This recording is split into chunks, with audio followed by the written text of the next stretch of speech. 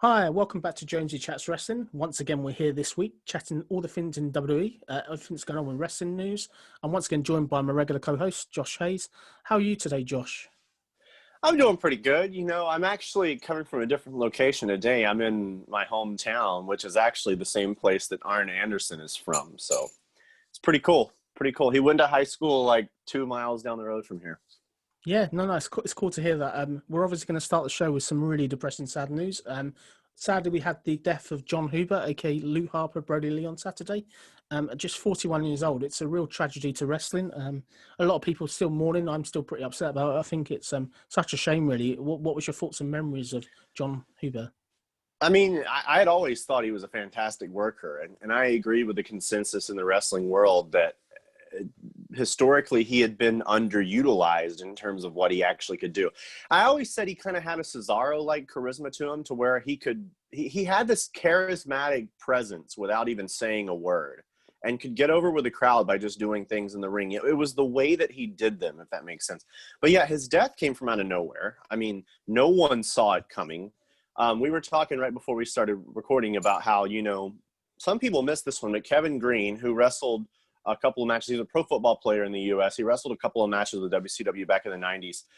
He passed away on the 21st, and then he was 58. Danny Hodge was 88 years old. I think today's world doesn't really understand what Danny Hodge was to the business, but, I mean, he was certainly, older, whereas John Huber, 41 years old, actively signed to a company. This is the first active wrestler in terms of contracted to a major company to die since Chris Benoit. And so this is a big deal. I've actually been telling people, I was going to tell you this a second ago, we're going to talk about John Huber in the same vein as Brian Pillman, Owen Hart, Eddie Guerrero, Chris Benoit. Like, he's that caliber now with those guys.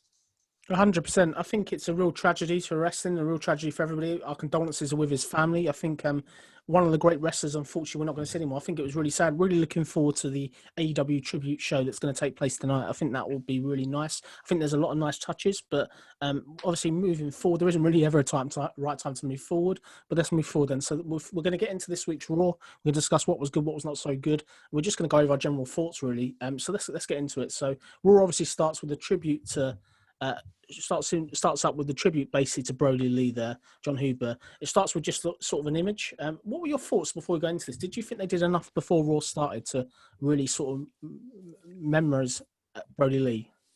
It's tricky to say. I mean, I know what a lot of people have talked about is a 10-bell salute. And my friend Troy, he was very upset about his death and stuff like that, and said they better do a 10-bell salute. And I told him, this was like, a couple of days before, I said, they're probably not going to. I said, yeah, and it's nothing against him. It's just, and it's not even the fact that he's working with AEW. It's the fact that they have never done a 10-bell salute for someone who is not contracted to the company in some way. And people might bring up Pat Patterson and say, well, he wasn't wrestling for them, but Pat Patterson was on a permanent Legends contract. So, I mean, he was an employee of the company. They've never done one for someone who wasn't. And so I wasn't surprised they didn't. I wouldn't have minded a video package. There's definitely enough material. I mean, he spent, I think some people don't realize how long he was actually with the company. He debuted with NXT in 2012, and he just left last year. So that's 7 years he was with the company. He was Intercontinental Champion, a tag champion. I mean, there is plenty of footage you could use of him. And that is sort of where the politics does come into play, because if he were still with WWE, absolutely would have gotten a video package. But the fact that he wasn't, and the fact that not only is he not with WWE, but he's with the main competitor against WWE, it's possible some politics came into play. Yeah, I mean, I will tell you, actually, since I kind of thought about all of that beforehand, I was surprised with the amount of times they did acknowledge him on Raw. Yeah, no, I'd give you that. I think it would have been nice to see the 10-bell salute, as you said. I think it's really raw. I think I get the thing is, obviously, they don't want to bring the show down too much. But for me, I was a bit disappointed we didn't get that. But let's go kind of into it then. So, obviously, Raw starts up. We get the last Raw of the year with none other than the world champion, Drew McIntyre, come out. Drew McIntyre comes out with a tribute straight away with Luke Harper by saying it's Monday. You know what that means, which was a nice tribute. I really like that. We basically get Drew come out. There was a lot said about what Drew done this year, such as winning the Rumble, beating Brock Lesnar for the title and then getting the title back from Randy Orton. We then ended up with Sheamus coming out and Keith Lee, and they basically had a squabble. It was following up basically last week. A lot of this is the right to basically get the number one contendership basically next week on Raw Legends. What was your thoughts of the opening promo and stuff like that? See, I mean, in the big payoff of the whole show, I thought it was good. And they've been doing this for a couple of weeks, setting up the fact that it looks like we're going to get McIntyre versus Sheamus. That's the idea. Like the main part of that promo was McIntyre and Sheamus saying, you know, we've been dreaming about this for 15 years. You're the champion now. I was a champion before, and we're going to go to war and stuff like that. So Keith Lee's kind of this guy on the outside looking in. I thought it was a nice setup for what eventually did happen. Yeah, I think it was a very good setup. I think you're clearly creating interest of what's to come next. Clearly, the fact you've got a number one contendership and they're really building up excitement for the show. I thought it was good. Obviously, it ends up with Sheamus basically getting a cheap shot in on Keith Lee. It then ends up with them having the match. We had this match. Obviously, winner gets the number one contendership next week. It was very much like a slugfest. Everyone was taking lumps out of each other. And then obviously they were literally trading blows. I think the thing with it is, what I liked about this is you never knew really who was going to win. I think they've done a great job really of building up who's going to be the number one contender. And I think for the time they got 13 minutes. I really enjoyed it. What was your thoughts of the match? I thought it was really good. I mean, Keith Lee is known for being one of the best athletes in wrestling. And actually, I've always thought Sheamus is a solid worker, but I don't know when it'll be a chance to talk about this anymore. One thing about Sheamus some people might not know is he actually has been diagnosed with spinal stenosis, the same condition that Stone Cold Steve Austin, Edge, who's the Sting. It's something that can be a career ender. And Sheamus is still not only wrestling, but he's actually, out of any of those guys, he's the only one wrestling as an active member of a roster on a weekly basis. Sheamus, if you remember just a couple of years ago, he was sidelined for quite a while. And Sheamus has come back on. The fact that he can still go and have a match with someone like Keith Lee is actually a testament to how dedicated he is. I will say something else, too, about this match. Yeah, it was great. It did went 30 minutes. It got at least 2 commercial break segments and stuff like that. And I think the reason they did it this way, because when I saw them promoting Raw, you know, you would kind of think, oh, Sheamus and Keith Lee, that's going to be your main event and stuff like that. I think after SmackDown was one of the highest rated WWE shows of the year this past Friday, they kicked that show off with the cage match between Roman Reigns and Kevin Owens for the Universal Championship. And a lot of people have said those ratings, especially leading off of the football game that was going on last Friday, was because they started off the show with such a hot match. I think Raw might have been trying to do that too. It's like, oh yeah, we've got this big high caliber match that revolves around our main championship. Instead of having it close out the show, let's kick the show off with it and see if we can keep people who tune in for the first 5 minutes or so hooked in.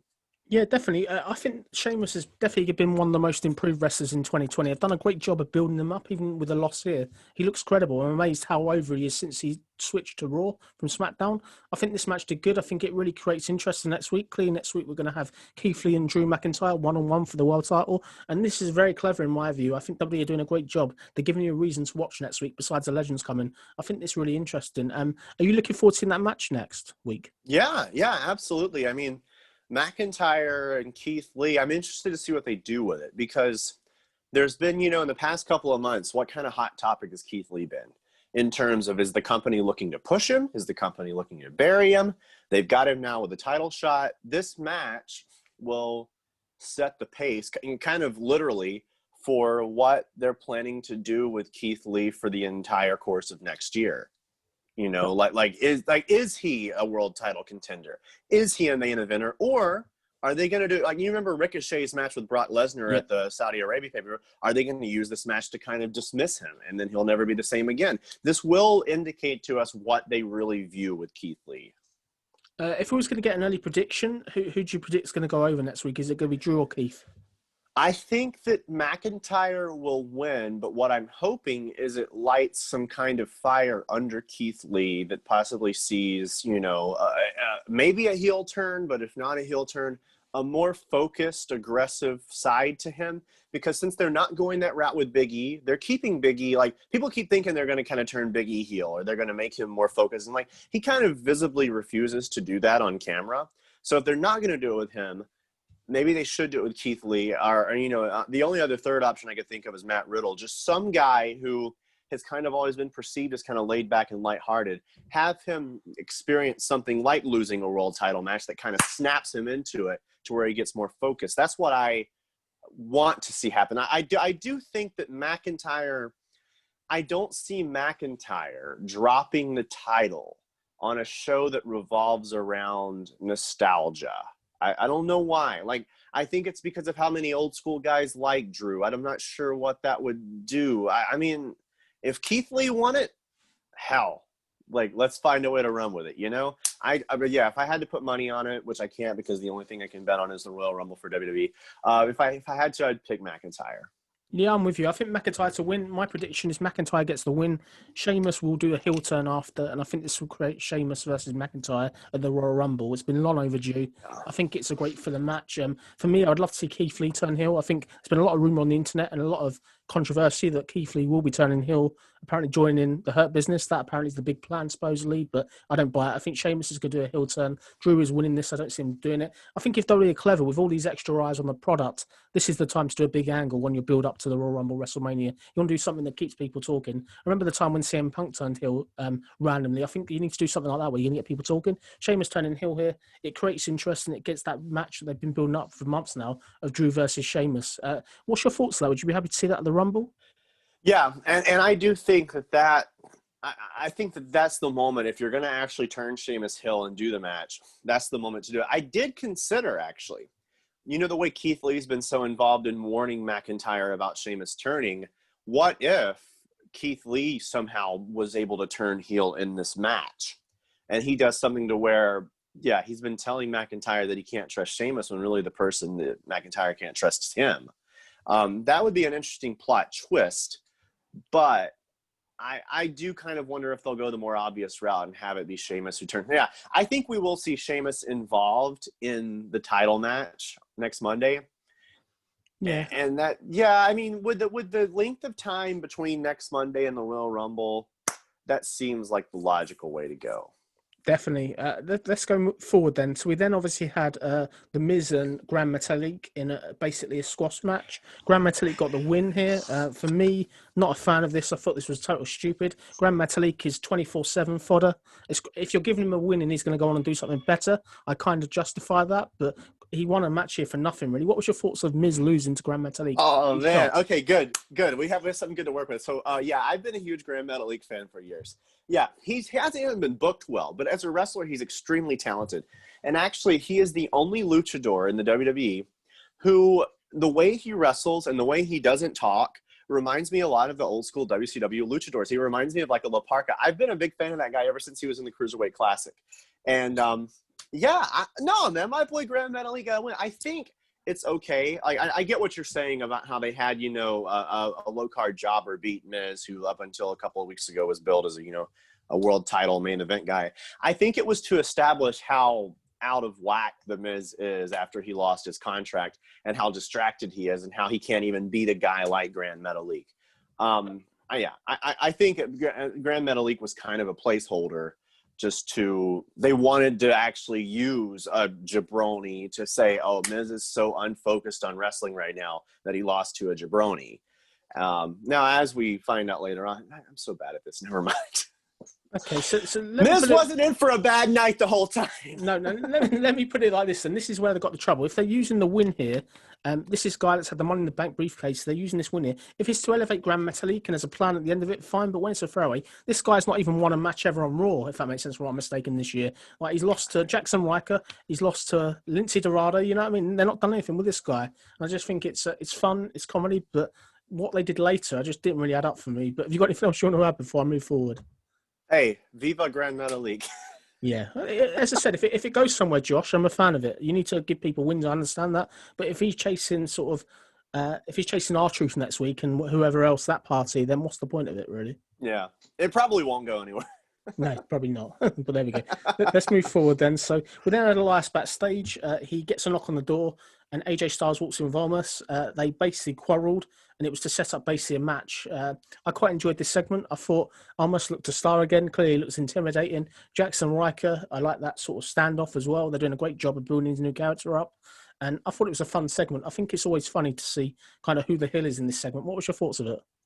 It surprised me because of what you were just saying, that they have two heels get involved in a confrontation.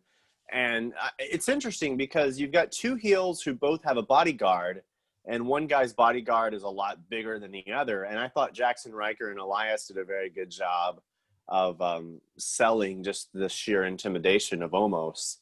I didn't see that coming. I didn't see the match coming at all.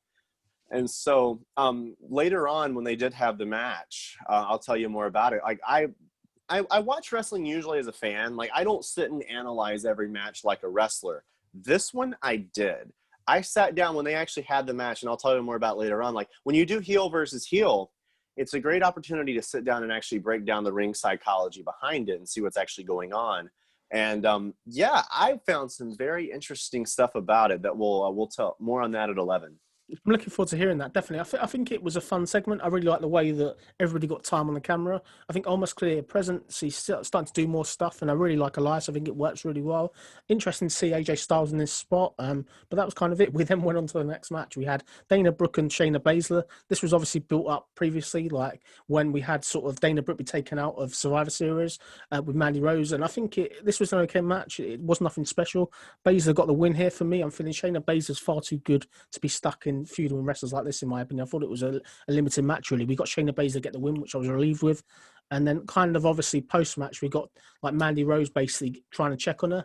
And it just basically was just generally sort of just getting Shayna Baszler over almost as a singles wrestler for the Royal Rumble. That's the way I took it. What was your thoughts of the match? Yeah, well, if their only intent was what you just said, then they accomplished it, because I don't remember the last time we've seen Shayna. I mean, I know they were involved in that stuff with Lana and Asuka and everything, but it's the first time I've seen Shayna get showcased where she's a reminder of how good she actually is. And Dana Brooke's not a bad opponent to kind of use to get that over. Yeah, Shayna Baszler is literally a female Pete Dunne in terms of how joint manipulation is kind of her specialty in the ring. And I think even more than Dunne, she enjoys seeing her opponent suffer, like actually gets off on it. And I mean, if that was the purpose, then it definitely did its job. It was a rare win for her in a singles match. She generally doesn't win singles matches. Her last win on a singles match was against like Lana back at the start of November. So it's nice to see it. For me, she should be a great singles contender for Asuka. I think Asuka, Shayna is a match I'd like to see. I think that's the one person maybe that can take the belt off Asuka potentially and be convincing. But I enjoyed it. I thought it was okay. I thought it got Shayna over, which I was happy with. I was glad that we got that win there. Is there anything else you want to add? Well, yeah, that's something else I did think while I was watching the match. It's like, God, like, this girl's so good. Yeah. And as soon as she wins this match, why didn't she just grab the damn microphone and challenge Asuka right now? You know, because Asuka's Raw Women's Championship right now is such an afterthought. It's barely even referenced. It's referenced when she comes out with her tag team partner, and that's it. That's the trouble. But I think the money game with that one, it's got to be Charlotte and Asuka eventually. I think that's the way it's going to go. But as you said, it's secondary. I think the problem is the women's title and the women's tag team title. It's all one and the same at the moment, isn't it? Yeah, and that's it's clearly a conflict. I will say, we saw Charlotte and Asuka wrestling on SmackDown. One of my big complaints when Shayna Baszler and Nia Jax were the women's champions, you know, that's the only championship that's defended on multiple shows. They never once made an appearance on SmackDown as the champions. And then literally the week that Asuka and Charlotte win them, they're defending them in a triple threat match on SmackDown this past Friday. I think the thing is, would you say it's a difference because this Friday SmackDown was a special one for Christmas Day? They wanted to really get the numbers in, didn't they? Clearly by the ratings. Potentially. Do you think that's why they chucked the titles out there as an abnormal appearance, as a one-off almost? Potentially. Now, but there's been champions in the past who have regularly appeared on Raw, SmackDown, and even NXT. Bayley and Sasha Banks were consistently on all three shows every single week. And so I really think it just boils down to what the wrestlers themselves are willing to do. Like, it's very possible that Nia Jax, who some people think because of who she's related to has a degree of influence backstage, just said, I don't want to have to drive to Tampa to do SmackDown. But, you know, maybe Charlotte and Asuka are willing to do it. I mean, because I definitely think that the situation with Bayley and Sasha, I think those girls just very much do enjoy wrestling. They have fun wrestling, and they have fun having matches with different types of people. And so they were just very eager to work with people on NXT and stuff, you know? I don't know. I mean, it could be because of what the show was, or it could just be because that Charlotte and Asuka also are game to do it. Definitely. We then went into another fun segment. We had the Lexus Playground. So Alexa Bliss is in the ring with her set. She's basically inviting Randy Orton to come down to the playground. It ends up with Randy Orton backstage in the Fly Funhouse. Rambling Rabbit once again gets destroyed for another week running, another running joke. And it ends up basically with Alexa challenging Randy later in the show. So they planted a seed to make you want to tune in for the rest of the show. This was a fun segment. I thought it kind of created an interest for later on. I'm not on sort of the playground element. I'm not too sure if I'm a fan of it as of yet, but there's clearly a lot of jokes about sort of the fire. The thing with Alexa, what I'm finding, 1 minute she's all sort of happy that sort of the Fiend's got burnt and all this lot. Next thing she's almost crying. It's a funny change of character. I'm interested to see where this kind of goes. What was your thought of this segment? So that is because of what Randy Orton did, that she changed her demeanor. Because I think Alexa's character, she felt like she was in control at the beginning. You know, she's got her playground. Last week, the playground just kind of appears in the ring and it encompasses whoever's in it. And this week, like what we're seeing in this feud is that Randy Orton, being, you know, what he is actually more of a fiend than Bray Wyatt is. And he's more evil than Bray Wyatt is. And so that's what we saw. Like Alexa Bliss, basically, she thought she had the situation under control. Then when Randy Orton pops up in the funhouse, that's when her whole demeanor changed, because she realizes that she's not in control. And Orton was able to do something that not very many people have been able to do. And suddenly she and Bray and their entire world was at Orton's mercy. And I thought Orton was great in that segment. He has this like Jake Roberts type aggression to where he's not yelling, but he sounds so intimidating. And he's taking those things and he picks them up and he just throws them. I loved the part when he picked up Mercy the Buzzard and hit Abby the Witch with it, knocked them both through the window. Yeah, I thought it was very well done. And I thought Alexa Bliss did a great job when she went from having fun to being just flat out scared of what's going to happen. I thought it was good. I will say at the very end, when she said, "I'm challenging you," I thought she was challenging him to a match. Yeah, you never know. Yeah.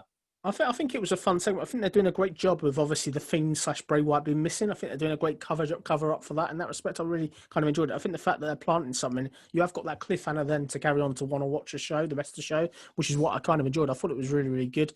I think the fact that we've just got kind of this, the one thing I would say, this is just kind of maybe a little bit off topic. Do you think that they made a massive kind of mistake of not having Alexa involved in the finish at TLC in that Inferno match? For me, I think I couldn't understand why she wasn't involved in some capacity. I don't know. I mean, I was expecting her to be at TLC. She was even on the graphics that promoted the match in the weeks leading up to it. But if she had been there then, would she still be able to pop up and do what she's doing right now? That's the thing. Yeah, I would have been a fan of her getting involved in some capacity and then her accidentally costing the Fiend by. I know the finish they did was quite graphic and it was a fun finish. It was shocking to a certain point. But I think for me, I would love to see her get involved in and inadvertently cost the Fiend in some way. I thought that would have been the next real logical way to go, really. But that's only a small thing. Have you got anything else to add before I go into the next match? I'm just interested to see where they go with it in terms of if they're going to use this. Yeah. If they're going to do the Fiend like the Undertaker, to where anytime he gets killed, he comes back stronger. I think he's coming back for I think he's coming back for a Royal Rumble match against Randy Orton. I really think that. I think that's what I think. To me, he's on his way back 100%, I believe. But the problem with it, all I would say with this is, you've already had the fire now. What's the next stipulation? You know what I mean? I think the fire match should have really been the end. What can you do next as a different stipulation, really? Is there any they could do different? I don't know. That's Alexa in a cage, maybe. Maybe Alexa gets burnt if one of them, if Fiend loses again or something like that. I don't know. I don't think they would do that. But it wouldn't surprise me. I don't know. Definitely. I don't know either. Going back to Raw then. So we then had this AJ Styles versus Elias match. This was a fun match. I was surprised how much offense Elias got in, really. But AJ got the win there. I was happy to see him win following his great work at TLC. What was your thoughts on the match and what was your sort of overall observations? Yeah. So I'll kind of break it down. And like, if I did this on the show all the time, it would definitely get repetitive and boring. But yeah, I in a heel versus heel match, usually, for the sake of putting the match together, some guy still winds up working more of the babyface role and some guy still winds up working more of the heel role. We saw that here. If you watch from a psychological standpoint, they had Elias as the heel and AJ Styles was the babyface. Elias got the heat. He got the cutoffs. AJ was the one doing the hope spots. He got the comebacks and stuff like that. And even kicked out. I will tell you, man, on the false finish, I thought Elias, when he hit drift away, was going to win. They got me on that. So, yeah, I mean, having AJ kick out of Elias's finisher, when he did kick out, I was like, oh, shit. I was like, Elias ain't got a snowball's chance in hell now. But, yeah, I like the fact that we saw that a little bit of that face-heel dynamic. If you knew to look for it, you saw that between AJ and Elias. You also saw it with Jackson Riker and Omos on the outside. Riker was the one trying to kind of pull something when the ref wasn't looking. It was Omos who was keeping him at bay and kind of keeping Elias in line. So, yeah, from a wrestler standpoint, it was a fascinating match to watch. And it's a very rare opportunity to see this match because both guys are pretty established as heels right now. So you very rarely get to see AJ Styles and Elias work against each other.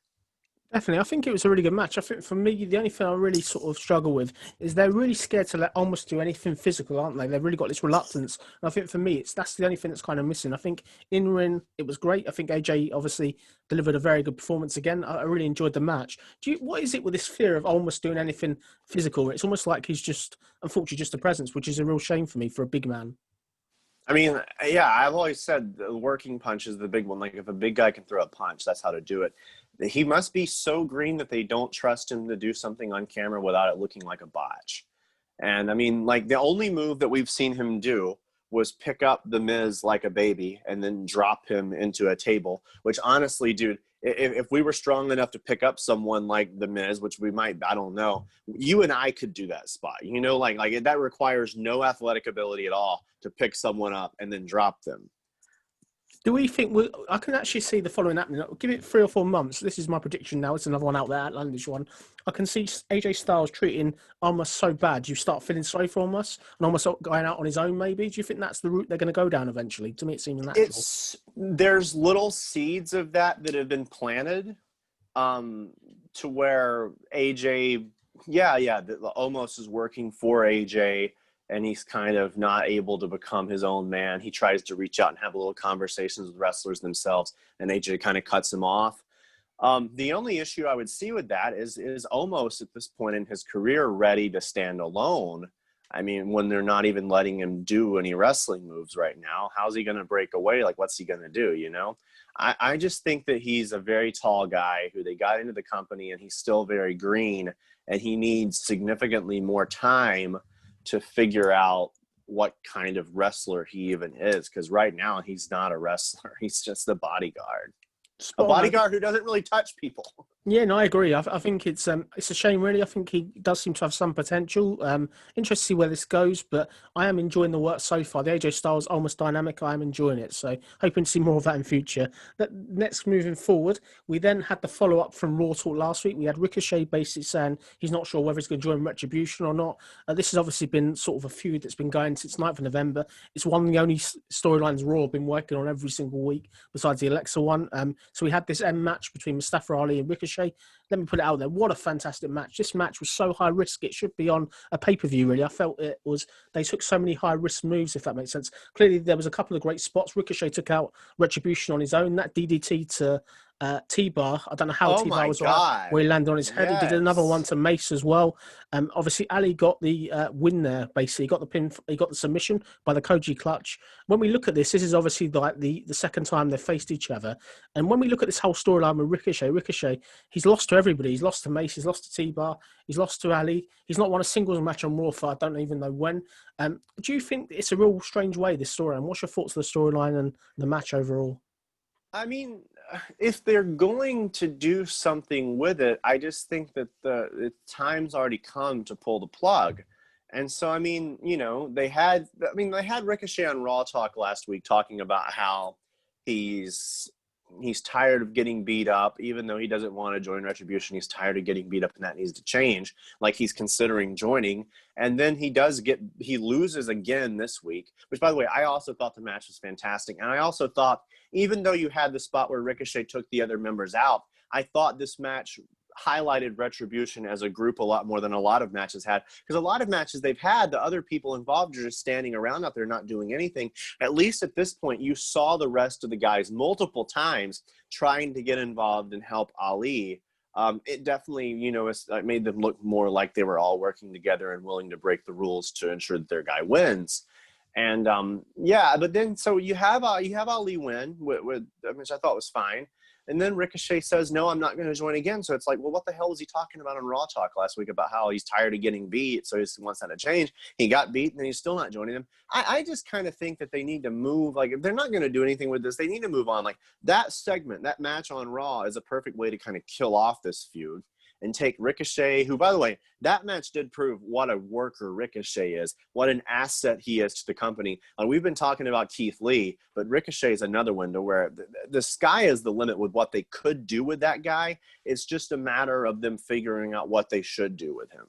100%, I agree. I think where the trouble is I have with this more than anything, I think the fact is you've continually had Ricochet lose. He's not won a match, like a singles match, since he beat Tucker back at the start of November. And you look at him, he's lost to T-Bar, he's lost to Mace, he's lost to Slapjack. Where's the payoff? For me, if this was a logical feud, if this was the good old days, we would have a babyface stable. We'd have Ricochet getting his own stable in some capacity to feud with Retribution. The problem is, where do they go next? I'm kind of done with this storyline, and I agree with you. Ricochet, if he was pushed right, he could be up there. He could actually be a world champion, in my opinion.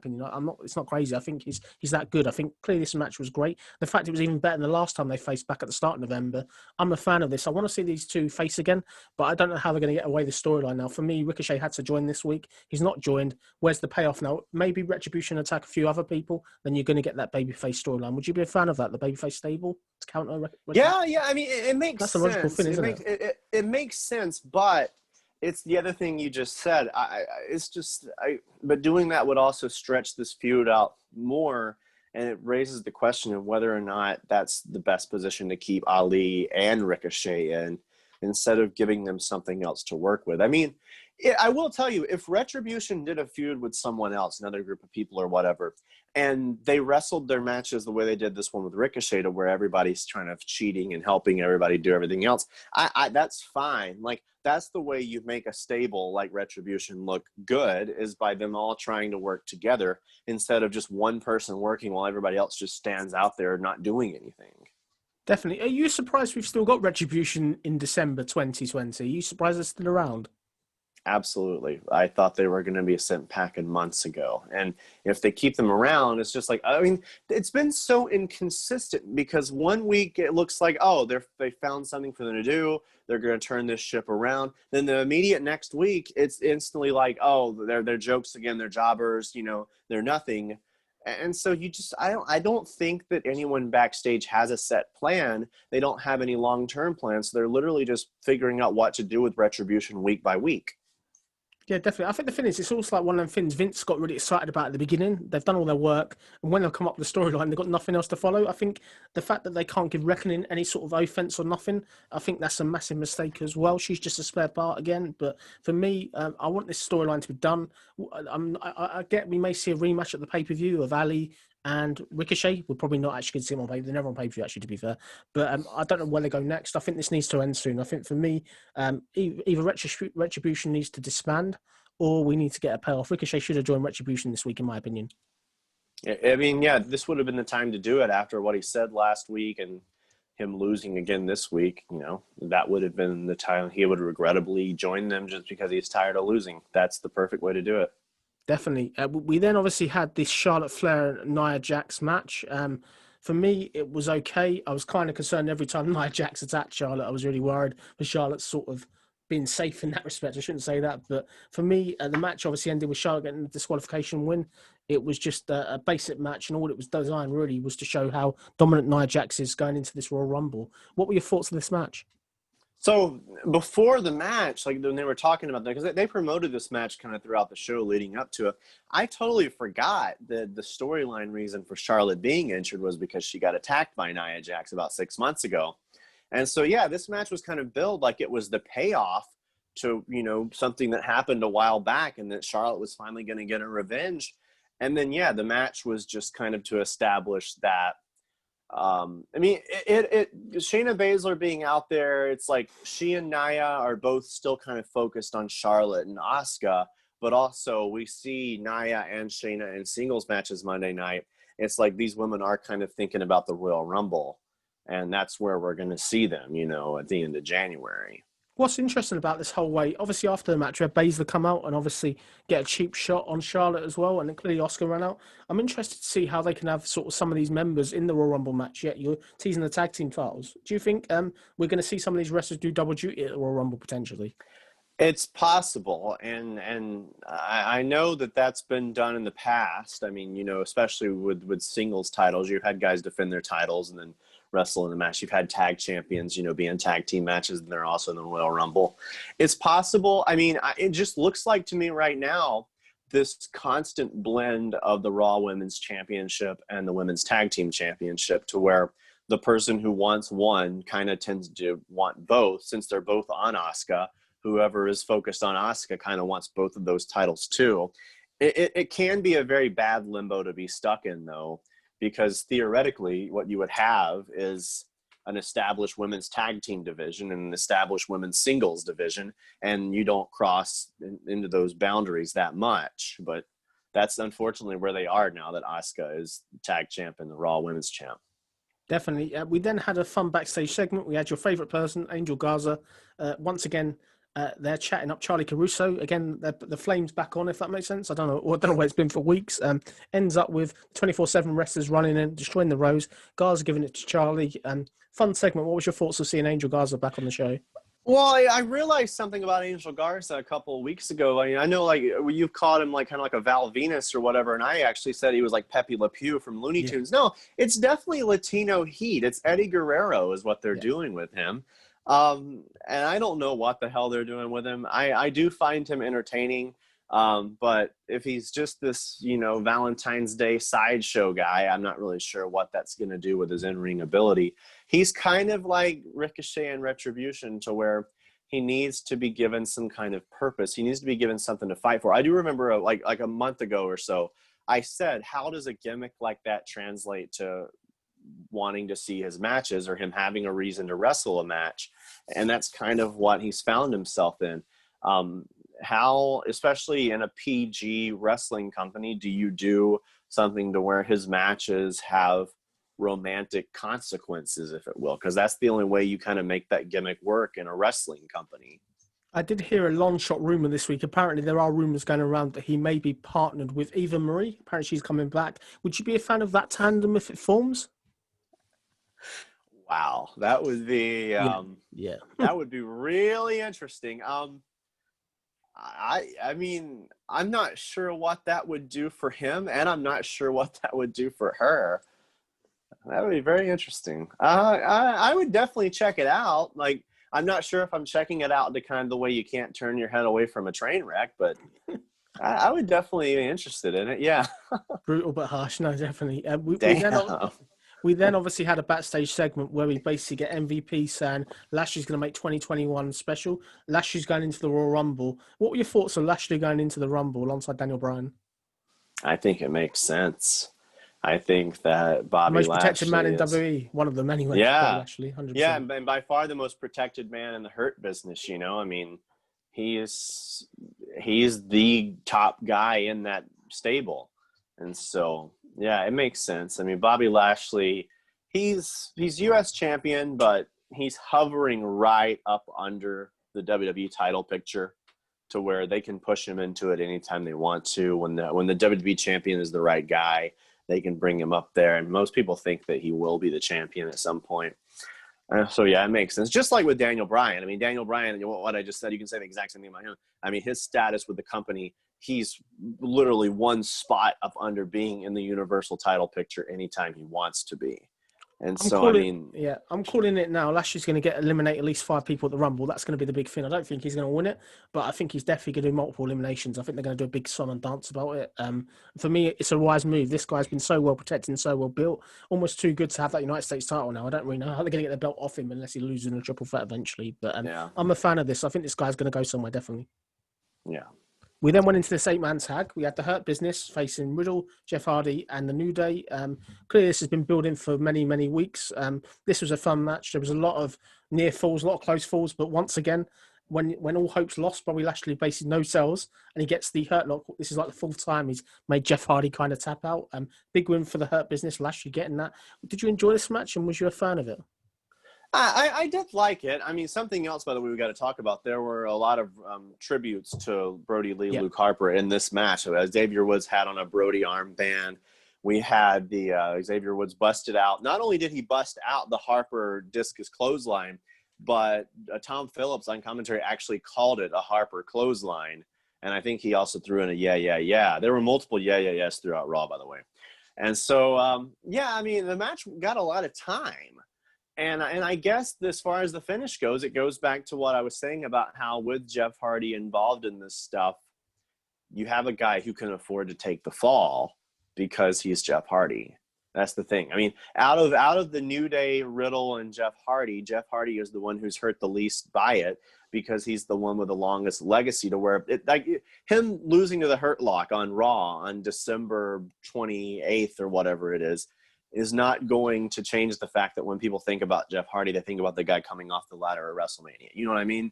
So that's what I mean about how it won't hurt him long term. But it does kind of get repetitive when it's Lashley and Hardy in the finish every time.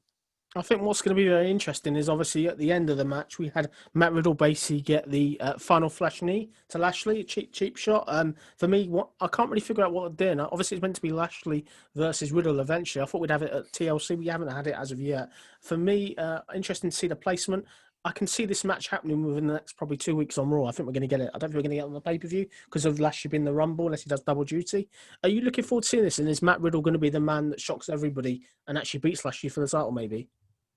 Looking forward to seeing it for sure, but I can't tell you what they're going to do with it. I mean, Riddle's someone else. What I was saying about inconsistency. He's another guy who I can't figure out if he's a joke or if he's a serious contender for anything. If he does beat Lashley, this will be the biggest shot since Leon Ruff won the NXT North American title for me. I would be absolutely shocked if that happens. Lashley's going to have to lose eventually, but they haven't been building Riddle particularly well. I know he beat Sheamus previously and stuff, but he's been kind of on a bit of a losing streak recently. So I think it would be a massive shot for me. And I think if they are going to do that title change, they shouldn't be doing it on Raw, really. I think it's one of them you need to save. They shouldn't get Lashley. Yeah, it could be. I mean, like if Riddle's going to win it, that wouldn't be a bad segment for the Royal Rumble. Yeah, no, maybe. I think maybe he wins it with help because the problem is you've built Lashley up so good. Whenever his first losses in this amount of time, you're going to have to make a big song and dance about it, make it important. Yeah. I mean, Riddle, after some of the ways that we've seen him used on Raw in the past few weeks, like Riddle could definitely benefit from a title win. It would restore a lot of legitimacy to him immediately. Yeah, it would. Definitely. I think I'm interested to see what happens when this match happens. I think it'll be sooner rather than later. We then had a fun backstage segment. We had The Miz and Morrison sulking. Adam Pearce comes up with a Money in the Bank briefcase. He basically says because Morrison cashed it in, The Miz has still got it. For me, I was like, what have they done? Clearly, this was cashed in at TLC, and I think they've done such a bad job of the briefcase. So giving it back to The Miz again, what is the point of it? The Miz obviously jobbing to Grand Metallica in the show. I'm not excited with The Miz with the briefcase at all. I think it's just making the briefcase further devalued. It's got further less meaning than before, really. What were your thoughts? Kind of a mixed thing because I was disappointed. Like, I mean, I know that some people would disagree with me on this, but you know how the analogy I used with you is in the War Games match up until the women's match this year. Every time War Games has been done going back to the 80s, the heels always win the coin toss and get the advantage as far as numbers go. That's just something that happens. The same way, I think that any time that you God, what were we talking about? Hold on. Yeah, what we're talking about. We are talking about basically the. Here's a good question. What are we talking about? No, we are talking basically about the. Oh, let me just think. Yeah, okay. This shows yeah, it was about the briefcase, wasn't it? It was about Miz. Yes. Okay. Sorry. I started thinking too much about War Games. So yeah, the Money in the Bank briefcase. I think almost every time in history the person cashes in, it should get them the title. Even if it kind of breaks realism, if it loses a certain sense of nonfiction. So I was disappointed when The Miz cashed in, then it wound up meaning nothing. Because, yeah, if a person cashes in and loses and doesn't get the title, then the briefcase kind of loses its own value and doesn't mean anything. So the fact that The Miz has it back, I'm okay with it because, I mean, I don't know. I'm a little biased, too, because I'm actually a fan of The Miz now. I used to hate the guy 10 years ago, but I like The Miz in the sense that he understands how to work in a business and he understands how to preserve himself. He understands the right things to do. He obviously can work as a heel. He understands how to piss people off. I think he does his job well, is what I'm saying. And I wouldn't mind seeing him actually win the title when he does cash in. But I know my opinion's it's not with the majority out there. I know a lot of people hate all of this. I think because this week's Raw is going to be such a big Raw, they're going to have a lot of eyes on the product, as you said earlier. I think they are going to try cash in this week, I reckon. I'm going to put my money on it. I think they'll try it this week, and I think it obviously won't be successful. If they do take the belt off Drew and give it to The Miz, it won't do any good for me. I think it will be a big mistake. But let's hope in 2021's Money in the Bank is going to be somebody decent that actually they can stick the course with, because the last few years, they've been really awful the way they've been booked, unfortunately. Yeah. Definitely. We then went into this kind of main event segment. We had obviously Alexa Bliss challenging Randy Orton. Alexa Bliss is obviously in the ring. Randy comes out. Alexa Bliss says she's got a Christmas present. It's basically gasoline. She then ends up basically pouring it all over herself in the middle of the ring. It goes kind of everywhere. And then Randy Orton she goes, Randy Orton, here's some matches, set me on fire. It keeps going. The lights go out. And eventually we don't know whether she gets burnt or not. And the show kind of ends on a cliffhanger. What was your kind of thoughts of this? I enjoyed it. I was interested to see what was going to happen, and I know it got a great reception from a lot of people online because they were saying, it's the first time we've had any type of cliffhanger like ending to the end of Raw in a long time, because you don't know what happened. You actually feel an incentive to tune into Raw next week to see what the hell happened to Alexa Bliss. Did Randy Orton set her on fire? Did Randy Orton put the match down and walk away? Did Orton say, forget the fire, I'm going to hit you with an RKO? It's set up some interesting stuff. I thought Alexa Bliss did great. I thought Orton did great in the segment too. Both of them are incredible performers, incredible actors, even with what they can do. The only thing that I will think is funny, and this is not even a problem because most people don't even think about it. Remember how a few weeks ago when Orton set the Fiend or set Bray Wyatt on fire in the box, and I said the amount of gasoline that he used would have caused the building to explode. Yeah. If that were really gasoline and Alexa Bliss doused herself in it, the way it was in her eyes and her mouth, she would have passed out. Like she would have fainted from that because it was all in her mouth and stuff. It was water. I didn't even think it was lighter fluid. Yeah, it was water. But I thought it was funny that she would cover herself in it that much. That none of that matters because did he set her on fire? I don't know. What happens if he does set her on fire? Because, Orton, I did like the way Orton was in that segment. He's like, I want to set you on fire. But the problem is you want me to do that. So now that makes me not want to do it because I like to do things that people don't want me to do to them. And Orton was conflicted. It's a very interesting scenario because you have two different types of psychopaths kind of going against it, and they're trying to out-psychopath the other. Yeah, I think a couple of key things I've noticed that I kind of noticed what I thought were cool. When Alexa came out first, there's the Fiend kind of in the background on the video on the Titantron, which I thought was quite cool. It's almost like there's a metamorphosis there going on a little bit. I like the way the drama that was building. There was a really good sense of drama. You never know what was coming next. I think it was fun. I'm really looking forward to kind of see what they do. I think the one thing I think that I would like to have seen, rather than Randy set her on fire, I don't know why he's not done the RKO yet. But they've been teasing that for a while. He should be doing that for me. I think the two payoffs, there's one or two ways they go with this. They can keep Alexa off TV to a certain point and pretend she was burnt. That could start a new character if they want to do that. Or the other thing is Randy Orton goes in the Royal Rumble match and the big return is obviously going to be Bray Wyatt as the Fiend. They're going to have to do that as a payoff because this storyline isn't done. What are your thoughts of kind of the drama and where this is going? Do you think we're going to see Alexa do this full metamorphosis finally? Or do you think this is still going to be sort of Alexa Bliss the way she always is with just this childish personality at the moment? Well, that's kind of what I was just talking about a second ago. I didn't finish kind of what I was thinking about. No, you didn't cut me off. I just kind of forgot. I've done that a couple of times on the show today. No, it's why did Alexa want him to set her on fire? I guess you could go the route that maybe she really thinks that since Bray Wyatt hasn't come back, maybe the Fiend is actually dead. And like some real life cults we've seen in the past, Alexa's like, well, if my leader's dead, I want to suffer the same fate that he did. I want to join him in death or join him in some kind of afterlife. Or is it that Alexa secretly knows that when the Fiend is killed, he comes back stronger, and she wants the same thing to happen to her. Does she think that she needs to be set on fire because of the metamorphosis that it's going to cause her to go through? I would lean toward the latter, to where a lot of this fear is a mind game that she's playing with Randy Orton. I think it'd be interesting to see what we get next week on Raw. Do you think we're going to get the answer? Do you think it's going to be the giant off the roof in WCW? They never explain what happens next. If I were booking this, I would open up Raw. I would do the credits, the then, now, forever, and then go to the ring, and there's just a very real-life Alexa Bliss in flames. It's like it picks up. It's like it picks up immediately from where Raw left last week. And she, honestly, she's been burning all week. They brought her burning corpse off for SmackDown to do it in the same building, but then they brought her over. She's been burning for 7 days straight. Definitely. As I said earlier in the show, I think I'm interested where the end game is with this. I think it's a fun storyline, one of the best booked storylines on WWE at the moment. I'm really enjoying it. If I'm going to give this show an overall rating out of 10 this week, I'm going to go for an 8. I think the show was a lot better than the previous weeks. They built stuff for next week. Next week's show is going to be a big one. I'm getting the feeling, getting quite excited. It was nice to have a reason to tune into the third hour. What was your thoughts of the rating of the show, and have you got anything else to add before we talk about next week's Raw briefly? I kind of hate when this happens because people think that we conspired to do it before we went on the air. But yeah, I would also go with an 8. I would go with, I'll tell you why. The show overall was fantastic, and we've talked about a lot of things that were enjoyable about it. The Sheamus Keith Lee match, the match with Elias and AJ Styles.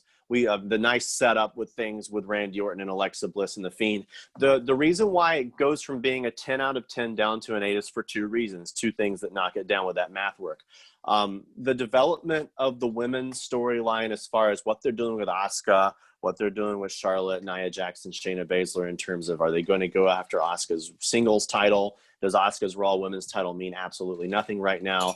And then the other one is, what the hell are they doing with Retribution and Ricochet? As good as that match was, the match as a wrestling match was fantastic, but in terms of the development of the storyline, it kind of made no sense in terms of what Ricochet said last week versus what he did this week, because he literally, I can't emphasize enough, last week Ricochet said if he loses again, he kind of has no choice but to join Retribution, so his luck changes. He loses to Retribution and then still refuses to join, so nothing matches up. And so that's why it docks down from a 10 to an 8 out of 10 for me.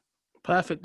Let's talk about briefly next week's Raw. And so next week's Raw, we've got the Legends back. We've got the world title. They've booked quite a bit for this, it seems. It's very exciting. What's your thoughts on the Legends coming back? Are you a fan of this cheap way to get the ratings up, or do you think it's just a nostalgic sort of one-off, basically? I mean, that's what it is, because I think the highest rated Raw that they've done all year was the Raw reunion. Or did they do that? They might have done it a year ago. Was it 2019 when they did it? I know they had a Raw Legends night or a Raw reunion or something like that. And it did, whichever year it was, it got the highest ratings that Raw had all year. So yeah, ever since they had the lowest one a couple of weeks ago, I think this thing was kind of hastily put together as a way to say, let's try to get these ratings up. Honestly, I never mind seeing some guys from the past because I'm an old school guy myself, but I think less on bringing back old guys and more booking like they did with this week's Raw is the real way to get the ratings up long term.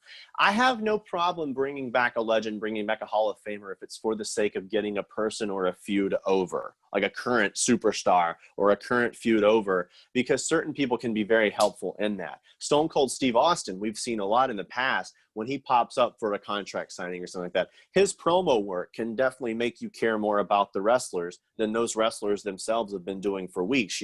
There's a right way to do it. I mean, when people talk about, they're going to use the old guys to bury the new guys, I don't think we're going to see Ric Flair, coming out and pinning Bobby Lashley. I don't think it'll be that extreme.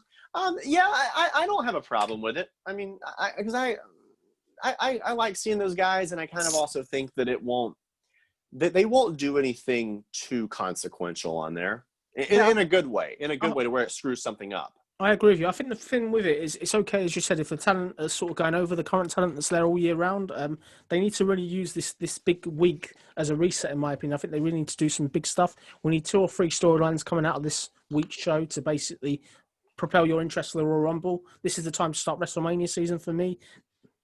I think you really need to get the fans over, fans' eyes on the product that are there.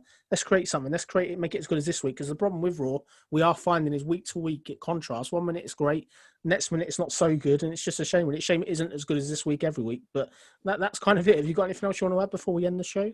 Well, I was gonna say the last thing. So I've talked about how after Survivor Series, from Survivor Series up to the Royal Rumble, you kind of have this lull that I've talked about on the past episodes of this.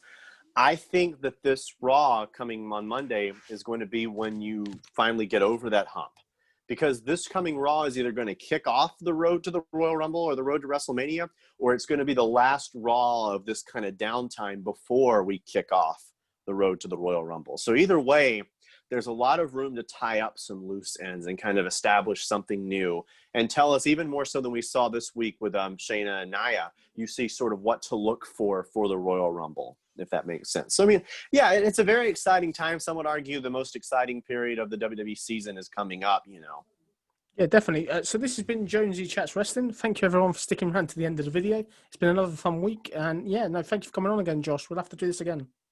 Absolutely. Sorry, my Alzheimer's kicked in for a second during the show, That's right. too. Don't worry about it. There's a lot to talk about. No problem. So this has been Josie Chats Wrestling. Thank you for watching the video. Please leave a comment below if you enjoyed it. And yeah, thank you for watching the video. And yeah, Happy New Year to everyone. Happy New Year.